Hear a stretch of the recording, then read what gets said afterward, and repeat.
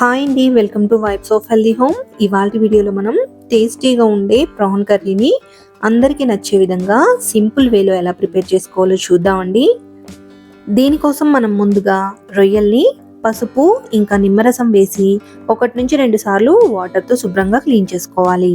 అలా క్లీన్ చేసుకున్న రొయ్యల్ని నేను ఇక్కడ ఒక ప్యాన్లో వేసుకుని ఉప్పు అలానే కొద్దిగా పసుపు వేసి వాటర్ యాడ్ చేయకుండా రొయ్యల్లోని వాటర్ మొత్తం ఇంకిపోయేంత వరకు ఉడికించుకున్నానండి. ఇప్పుడు స్టవ్ ఆన్ చేసుకుని ప్యాన్ పెట్టుకుని ప్యాన్ లో 3 నుంచి 4 టేబుల్ స్పూన్ల వరకు ఆయిల్ ని యాడ్ చేసుకోవాలి. ఆయిల్ హీట్ అయిన తర్వాత 4 లవంగాలు, 1 అంగుళం దాల్చిన చెక్క, అలానే ఒక బిర్యానీ ఆకు వేసుకుని ఒక 2 నిమిషాల పాటు ఫ్రై చేసుకోవాలి. నేను ఇక్కడ కేజీ రొయ్యలకి 3 మీడియం సైజు ఉల్లిపాయల్ని చిన్న చిన్న ముక్కలుగా కట్ చేసుకుని తీసుకున్నానండి. అలానే 4 నుంచి 5 పచ్చిమిర్చిని పొడవుగా కట్ చేసుకుని వేసుకోవాలి.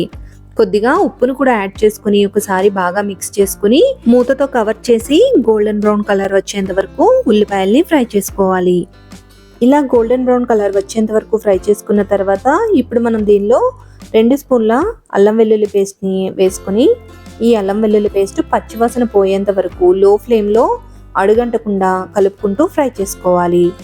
అల్లం వెల్లుల్లి పేస్ట్ పచ్చివాసన పోయిన తర్వాత ఇప్పుడు మనం ముందుగా రెడీ చేసి పెట్టుకున్న రొయ్యల్ని వేసుకొని అలానే కొద్దిగా కరివేపాకును కూడా వేసుకొని ఒకసారి బాగా మిక్స్ చేసుకుని 5 నుంచి 10 నిమిషాల పాటు మీడియం ఫ్లేమ్లో ఉడికించుకోవాలి. ఇలా 10 నిమిషాల పాటు ఫ్రై చేసుకున్న తర్వాత ఇప్పుడు మనం దీనిలో 1/2 టీ స్పూన్ పసుపు అలానే 3 టీ స్పూన్ల కారాన్ని యాడ్ చేసుకోవాలి. ఒకవేళ మీరు కారం ఎక్కువ అవుతుంది అనుకుంటే మీరు తినే టేస్ట్ని బట్టి అడ్జస్ట్ చేసుకోవచ్చు. అలానే 1.5 టీ స్పూన్ ధనియాల పొడి, 1/2 టీ స్పూన్ జీలకర్ర పొడి యాడ్ చేసుకుని అన్నీ కూడా బాగా మిక్స్ అయ్యేలాగా కలుపుకోవాలి. ఇలా కలుపుకుంటూ ఒక 5 నిమిషాల పాటు ఫ్రై చేసుకున్నట్టయితే కారం మసాలాలు కూడా రొయ్యలకి బాగా పడతాయండి. ఇలా కలుపుకున్న తర్వాత ఇప్పుడు మనం దీనిలో 1 గ్లాస్ వాటర్ని యాడ్ చేసుకుని కూర మొత్తం కూడా ఒకసారి బాగా కలుపుకోవాలండి.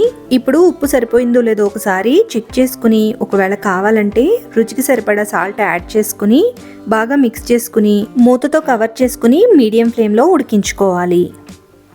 ఇలా 10 నుంచి 15 నిమిషాల పాటు కూరని మధ్య మధ్యలో కలుపుకుంటూ ఉడికించుకున్నట్టయితే సరిపోతుందండి.